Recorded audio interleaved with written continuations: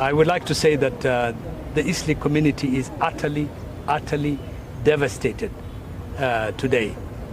The neighborhood is mourning. We are terribly sorry about the terrible calamity that has befallen, the murder of 3 women. This has never happened in our community before. And therefore there is fear, there is panic, and that's why I call upon the police and the security authorities to act very quickly to return the confidence of the community in our police and security services, to ensure that human lives are protected, the security of all the people of Isli, all the people of Nairobi and Kenya is secured, and to make sure those murderers who are now walking around freely are apprehended very quickly, brought to book, and punished for the crimes that they have committed.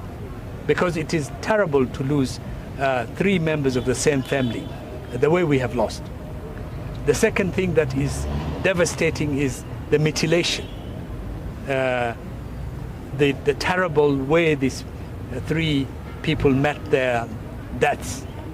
They have been tortured, and we suspect also they have been raped. And there is no woman who is safe tonight in our neighborhood and in our capital city.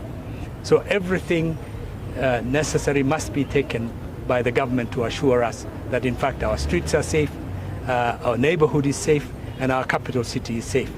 And that people can go, women can go out in the evening and at night without any fear in their neighborhoods and get along with their normal lives.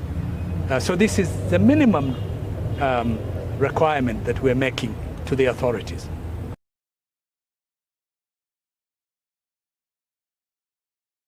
iminka askar fara badan baa suuqa joogta, baaritaan baa socda, runtii xanuun iyo murugo badan baa nahaysa maanta annagoo ka xun dilka xawaayanimada ee 3 haweeney 3 dumar gabdhaheena lagu dilay dhowr meelood ka tirsan magaalada Nairobi iyo magaalada Machakos.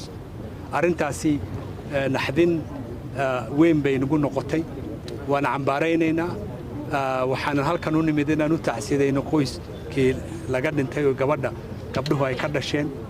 waxa kale toon dawladda ka codsanaynaa inay tilaabo degdeg ah ka qaadaan oo ay soo qabtaan dadkaasi xawayaanka ah ee dilay gabdhaha si degdeg ah sifa aanay dad kale u dilin.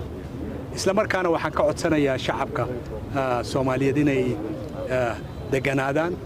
baaritaan baa socota, dhawaan waxaan ogaan doonaa siday wax u dhaceen. waxaan rajaynaynaa sida ugu dhaqsi badan in la soo qabto nimankaasi gacan ku dhiglayaasha ah ee gabdhaheena dilay. mana nasanayno ilaa inta laga helayo. annaguna waan isu imanaynaa, waan ka tashan doonaa, nabadgelyada xaafadana waan ballaarin doonaa. waqti dhow waxaan ka soo noqday agaasimaha DCI oo baaritaanka wada oo ii waramay. tilaabooyin degdeg ah ayaan dawladda ka filanaynaa inay qaadaan oo ay ka qaadaan dadkii wax geystay, dilkaasi geystay, la soo qabto, maxkamadna la keeno, loona ciqaabo dambiga ay galeen. xabsi ay jirtaa xaafadda Isli waxa leeyahay tuugada waliga joogan taasi ma ka dhigay. iminka askar fara badan baa suuqa joogta, baaritaan baa socda. anigu wax xabsi oo ka qabo maanta iyo berito iyo maalmahan soo socdaba inay wax dhacaan ma jirto. nabadgelyadana waa la xoojinayaa. marka waxaan ka codsan lahaa inaad hawlihiina sidii caadiga aad u wadataan, wax xabsina aanay idin gelin. inkastoo aan ka xunnahay wixii dhacay, xanuun badanna uu naga hayo.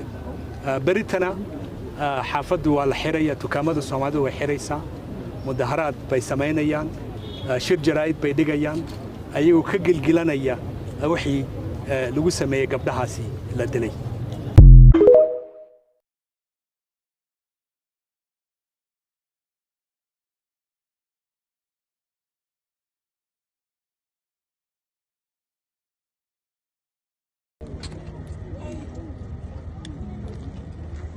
Mkono ingine iko pale.